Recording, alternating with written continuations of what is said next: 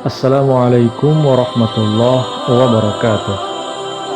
Teman-teman sekalian yang dirahmati Allah, saat Rasulullah Shallallahu Alaihi Wasallam tiba di Madinah setelah menempuh perjalanan berbahaya dalam hijrah dari Mekah, beliau Shallallahu Alaihi Wasallam sementara waktu tinggal di rumah Abu Ayyub Al-Ansari.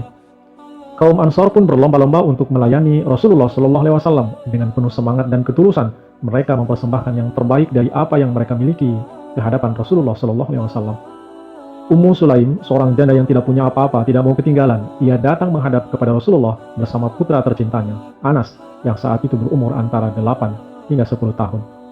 Ia membawa anaknya ke hadapan Rasulullah dengan tujuan mempersembahkan anak itu kepada beliau Shallallahu Alaihi Wasallam untuk dijadikan pelayan pribadi.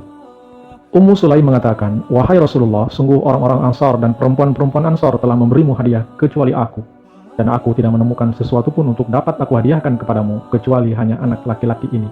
Maka terimalah dariku, dia akan melayani keperluanmu." Rasulullah Shallallahu Alaihi Wasallam dengan senang hati menerimanya. Maka sejak saat itu Anas tinggal bersama dengan Rasulullah Shallallahu Alaihi Wasallam.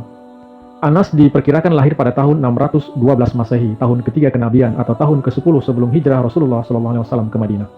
Anas berasal dari Bani Nazar. Beliau putra dari Humaisah binti Milhan atau dikenal sebagai Ummu Sulaim. Sedangkan ayahnya bernama Malik bin Nazar. Ummu Sulaim termasuk sahabiah yang banyak di masa awal Islam. Ummu Sulaim, Haram, Sulaim, dan Ummu Haram adalah kakak beradik putra dan putri Milhan bin Khalid dari Banu Adi bin Nazar. Malik bin Nazar meninggalkan Ummu Sulaim dan Anas ketika beliau masih kanak-kanak. Kemungkinan karena Ummu Sulaim masuk Islam sehingga Malik meninggalkannya. Ia pergi ke Syam dan kabarnya terbunuh di sana. Setelah menjanda, Ummu Sulaim kemudian dinikahi oleh Abu Talha sehingga Anas bin Malik pun menjadi asuhan ayah tirinya itu. Anas bin Malik seorang yang terpelajar, beliau dari sejak dini sudah pandai membaca dan menulis. Selama 10 tahun lamanya, Anas bin Malik hidup bersama dan dengan setia melayani Rasulullah Shallallahu Alaihi Wasallam. Namun kenyataan, bagaimana perlakuan Rasulullah kepada Anas bukan seperti perilaku majikan terhadap pelayannya, melainkan seperti ayah kepada anak yang disayanginya. Bahkan Rasulullah memiliki panggilan sayang kepada Anas, yaitu Unais. Terkadang Rasulullah juga memanggilnya dengan panggilan, "Wahai anakku," panggilan yang penuh dengan keakraban.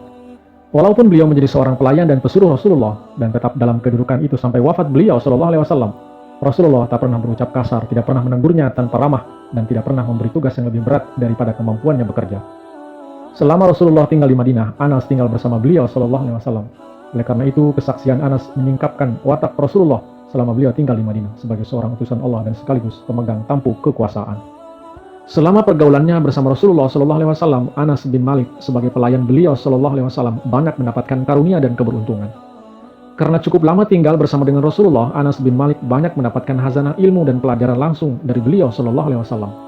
Anas pun termasuk sahabat Nabi yang paling banyak meriwayatkan hadis setelah Abu Hurairah dan Abdullah bin Umar, yaitu sebanyak 2.286 hadis. Anas bin Malik mengenal akhlak Rasulullah Shallallahu Alaihi Wasallam yang agung, rahasia-rahasia dan sifat-sifat terpuji beliau Shallallahu Alaihi Wasallam yang tidak dikenal oleh orang lain. Rasulullah Shallallahu Alaihi Wasallam berdoa untuk Anas bin Malik lebih dari sekali. Ya Allah, perbanyaklah anak dan hartanya serta masukkanlah ia ke dalam surga. Dalam riwayat lain dikatakan, Ya Allah, perbanyaklah harta dan anaknya, panjangkanlah umurnya dan ampunilah dosanya.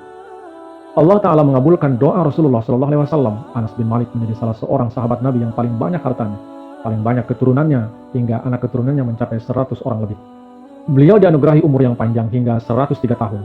Saat Rasulullah wafat, beliau berumur sekitar 20 tahun dan tetap hidup 80 tahun setelahnya. Berbagai kedudukan dan jabatan diemban oleh Anas bin Malik. Beliau pernah menjabat sebagai gubernur Madinah pada masa pemerintahan Umar bin Abdul Aziz. Setelah wafatnya Rasulullah SAW, Anas bin Malik menetap di Damaskus dan kemudian ke Basrah. Pada tahun 93 Hijriah atau 712 Masehi, di sana beliau jatuh sakit dan wafat. Beliau termasuk sahabat Nabi yang paling akhir meninggal dunia. Anas bin Malik namanya abadi dalam sejarah Islam, menjadi orang yang terpelajar dan kaya raya, berumur panjang, dikaruniai keturunan yang banyak dan sangat dihormati. Itulah Anas bin Malik, sahabat Nabi yang mengabdikan hidupnya untuk melayani Rasulullah Shallallahu Alaihi Wasallam. Semoga bermanfaat. Wa akhiru da'wana anil hamdulillahi rabbil alamin. Wassalamualaikum warahmatullahi wabarakatuh.